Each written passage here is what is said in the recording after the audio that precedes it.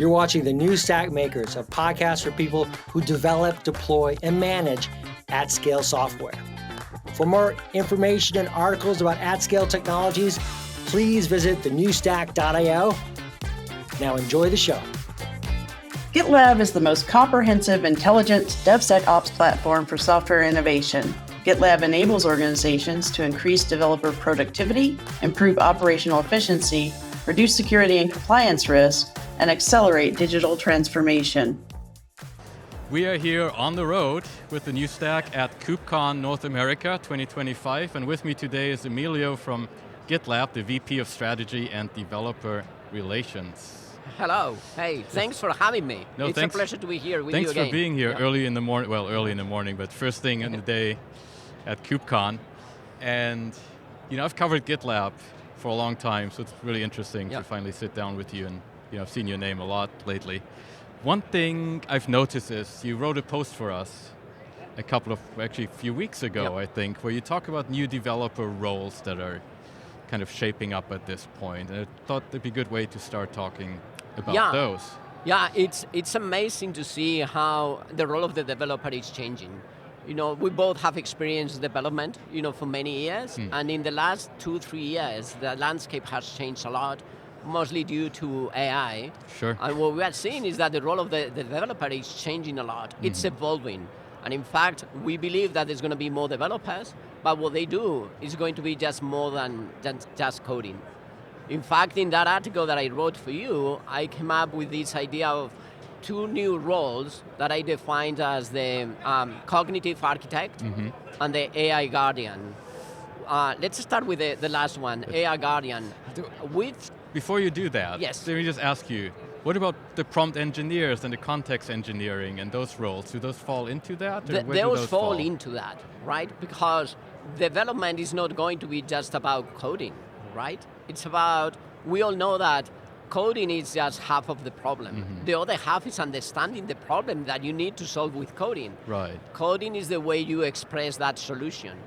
You can use either Python or you can use prompting, to solve that problem in natural language. And that's why I feel that some of those roles will fall into that first category, the cognitive architect, because eventually you are a problem solver. What you need to understand is how those tools will help you solve that problem. Right. In the past, developers were tasked with a single thing that they needed to do. I want you to read this JSON file or parse this or do X, Y, and Z. Right. Now, the scale of the problem is much bigger, and you have to start thinking more like an architect that is going to take a much bigger problem, break it down into smaller pieces, and then assign those pieces to different, in some cases, agents or other team members. So in one way, the developer is becoming a manager, but a manager of a team that will be formed by both humans and agents. Right. That really changes the role of the developer and my day-to-day as a developer too, right? And if that becomes reality. It does, but I feel that in a good way. Okay. Why? Because developers love to solve problems. We all know that most of the developers only spend about 20-25% of the time coding. And even much of that time is coding things that don't really truly add a ton of value. Right. It doesn't push developers to come up with new ideas or new ways of solving problems. As you think about the role of AI, the fact that it's going to free up time for those people is going to be amazing because developers will be able to spend more time doing what they do best, coding and solving problems. It's that I hear that a lot, right? Getting rid of that toil, that every day just kind of the same work over and over again and reinventing the wheel. Do you think that's going to happen in the architecture world as well, where we just have, similar architects? I think that's blueprint kind of things? I think that's going to be the case. And eventually what I see is that we will probably get to a time where the way you architect an app or the app is architected will change depending on the business needs.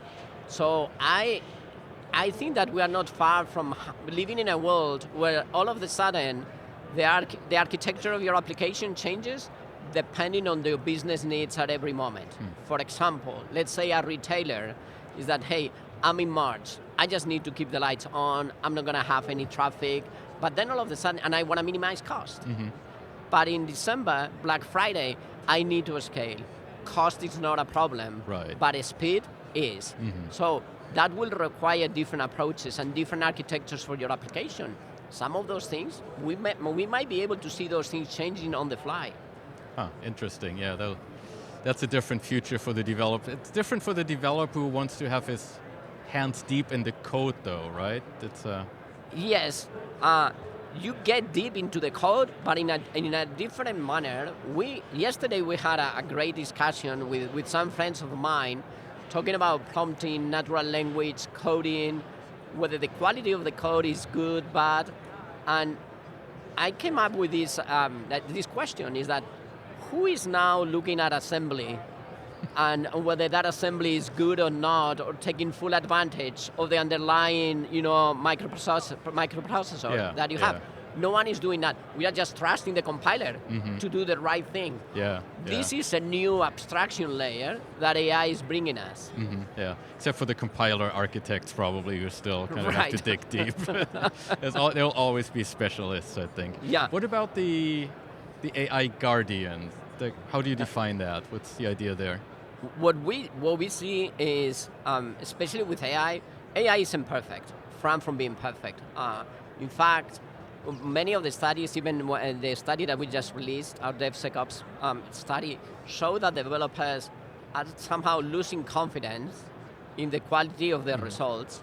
And talking to some major companies that are claiming that about 80% of their code is now written by AI, they also add, but every single line of code is reviewed by a human.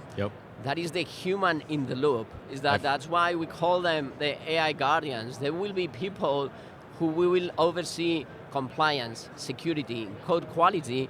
Those will always be humans, right? And I'm based in Europe. I don't see any European bank deploying an application that has not been signed by a person saying that application is right. Yeah, absolutely. I can't see that either.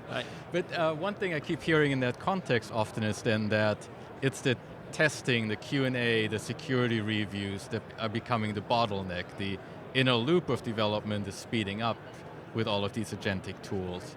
But everything else is still the bottleneck. Is that? You're absolutely right. In fact, we call that the AI paradox. What we are seeing is that a significant increase in coding capabilities. Developers are now able to basically write code much faster, even with better quality, but the fact is that AI or those efficiencies are not spread across the entire software development life cycle. You can only be as fast as your slowest wheel. Right. So when you think about implementing AI across your software development life cycle, you need to take a more strategic approach. You have to look at your entire software development life cycle and apply AI at every single stage, because otherwise you're going to end up with those bottlenecks. Even if you do everything right, you implement AI in security, compliance, everywhere, and then all of a sudden your ops system is not ready for that, you won't be able to deploy those applications. Right. Now at GitLab, where are you in that kind of development? Are you close to making sure that that's not a bottleneck anymore? How do you feel about that right now? We are super close. We've been working, non-stop for the last few months on our next evolution of GitLab with the Duo agent platform that brings that idea to life. Okay. The idea where you will be able to use agents across your entire software development lifecycle, from planning all the way to deployment, but with two ideas in mind, two basic concepts that I truly believe are fundamental to make developers successful. One of them is extensibility and interoperability, because we know that this landscape is changing on a daily basis. Is that there is a new tool, there's a new model, there's a new agent every week. I'm lucky that I'm not one of those people who have to make a decision on what technology to buy today, because it's like, what do I bet on? You know, the tool that is amazing today won't be in the market 6 months from now.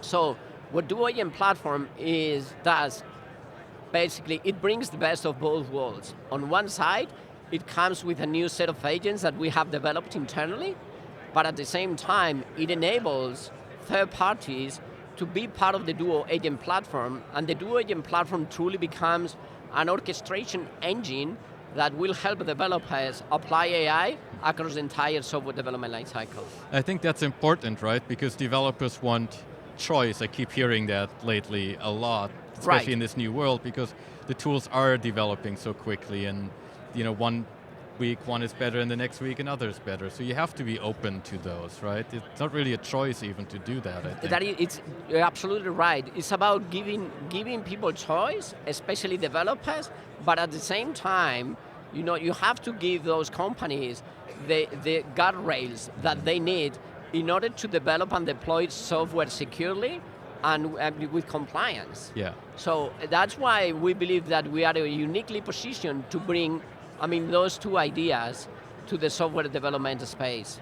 Yeah, is that what you're hearing from your customers? Is that something that they worry about, obviously, that the security aspects of all of this? And they do. Even our surveys show that is compliance and security. Even from developers believe that from a career development standpoint, investing in learning more about security and compliance is going to give them more returns than even AI itself.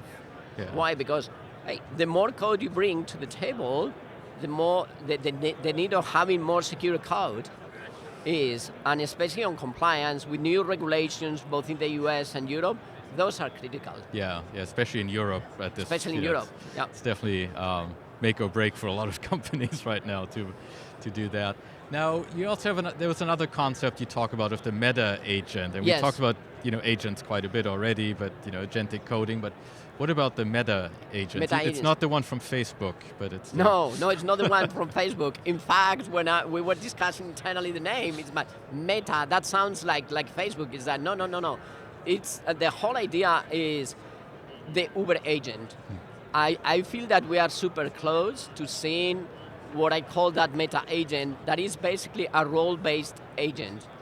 It can be like a new member of your team. It's going to be Emilio, the agent, the developer. Emilio, that agent, will have an email address, a phone number, and a Slack.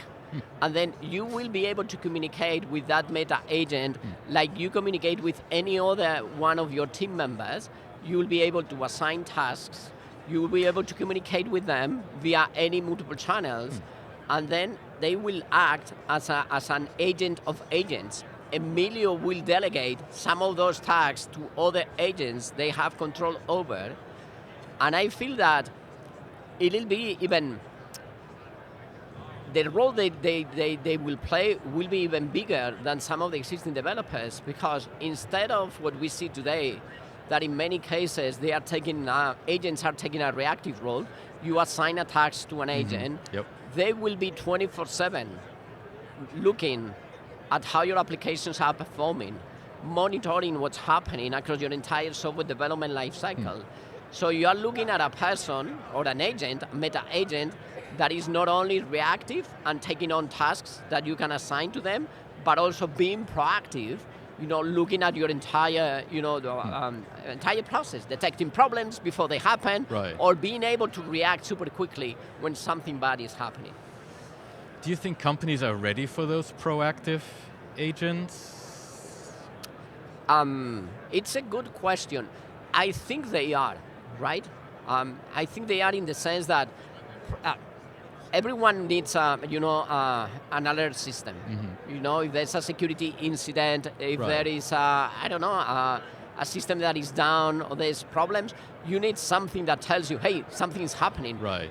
We already have these systems in place. Many companies using observability to know what's happening with their applications. Can you imagine that instead of just having a red alert on a dashboard, what you have is at the same time, this happened, and then the agent told you, this is happening because there was a problem in this file with this dependency, and here you have the merge request in order to fix it. That is the difference. Sure. That your ability from identifying the problem to solving it is going to be almost instant. Yeah, that's the holy grail, I guess, right? It is. With agents are still, you can't always depend on them though at this point. We're not quite there yet. Do you feel that way? Like we're getting super close? You seem to be hinting at that. No, it's gonna take a time, right? I think we are getting closer, but I keep reminding myself that, there's still, and I was with one of them, a large bank in Europe, a few weeks ago. They are still using mainframes and COBOL. Yeah. AI, yeah. I think there's a ton of hype. I think we've seen an incredible progress in what those technologies are capable of. We got to remind ourselves that enterprises, the speed of adoption is significantly slower than what we believe. Yes, there's still some in their digital transformation phase, probably. That's right. Is that even cloud technologies, microservices, we still have big monoliths out there serving thousands of customers. Yeah. Takes time for those technologies to be adopted.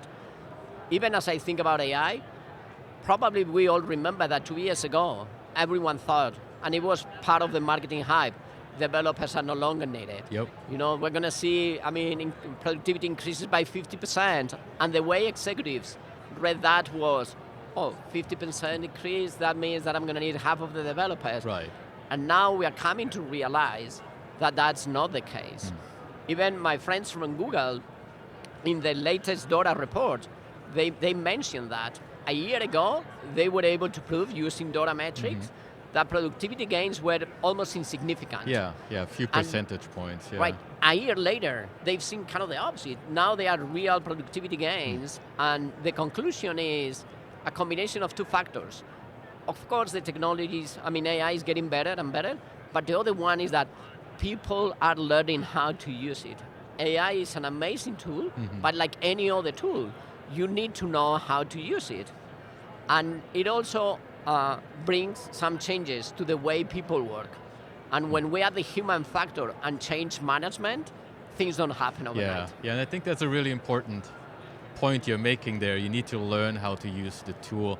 Now, in your experience talking to developers, what unlocks that? What's like some of those first easy steps they can take if right now they maybe feel they're not getting the value out of these tools that they maybe should be getting, they feel like? I think that what we see with developers is they get that value at night, right? I feel that many developers play like two different roles. I'm the enterprise developer working from 9 to 5, doing this according to these rules, but when I get home, that's when I have the chance to start trying and using these tools, and then learning from them. So if there is one thing that I feel that is preventing developers to advance quicker, is all the rules that companies have, to prevent developers from using things that they are already using. Yeah, right? Yeah. So you're saying experiment, play, try things out. That comes. That comes with the fact of being a developer. That's what developers do. You have to enable that because it is happening, whether you like it or not. You have to give them guardrails and the right tools for them to experiment, because that's how your companies benefit from those technologies. Yeah. Any other best practices you're seeing just as people start using these agents and maybe asynchronous agents and kind of all the new things that are coming up right now? Yes, I think it's an easy one. I would call that it's one step at a time, right? Don't try to boil the ocean, because it's a new set of tools and a new set of capabilities. You cannot just throw them at your entire team and then ask them to figure it out. What I've seen working really well is the idea of start small with a small team, right? A small application, and start helping them working hand on hand with those developers to see, hey, this is the tool that you can use. This is how you would, if I were you, how I would use it. Yeah. Every tool is different. Every model behaves in a different way. The way you do prompting, your code base, all those things are different. And there's a learning process behind each of them. If you can help developers accelerate that learning process, then they will be able to spread that knowledge across your entire org. Yeah. So in terms of best practice is think about a small proof of concept, small application, look at it entirely from coding to deployment, and then help them, guide them throughout that process. Yeah, that's for like greenfield applications. What about if I already have a huge code base and I want to get started with maybe adding some AI features or using AI to modify that code base? What works there? Because that's, a lot of context. It's a lot of context, and it's funny that you mentioned that. I was talking to a large SI a couple of months ago, and we've been talking about something that we have included in the Duo agent platform, which is kind of the knowledge graph, which basically the knowledge graph is a combination of a graph database and semantic search that will help you understand your code base much better than what you can get through an LLM. Not only much better, much cheaper. Because an LLM can understand your entire code base, but no one wants to throw 5 million lines of code to an LLM. That gets expensive or impossible for the LLM anyway. Fairly quickly. Yeah. So in those situations, where they see a ton of value in using a graph database, semantic search, in order, number one, to understand the application. Because what they told me is that they have applications of millions of lines of code that they can't touch because the people who develop those applications are no longer in the company. They are retired, and the applications work.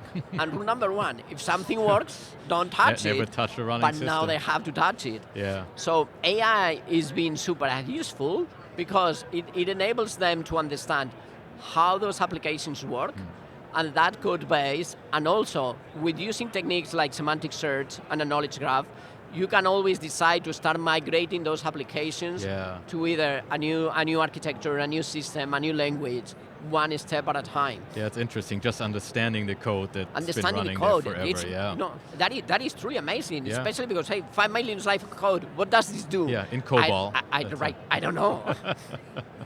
Very nice. Awesome. Well, thank you, Emilio. Thank you very much. Appreciate it. That was fun. Yeah, it was really great being here again. So thank you for having me. Thank you. Thank you. If you like this video, please give us a thumbs up. And if you'd like to see more videos like this, you can always subscribe to our YouTube channel. We're on all the major social media platforms.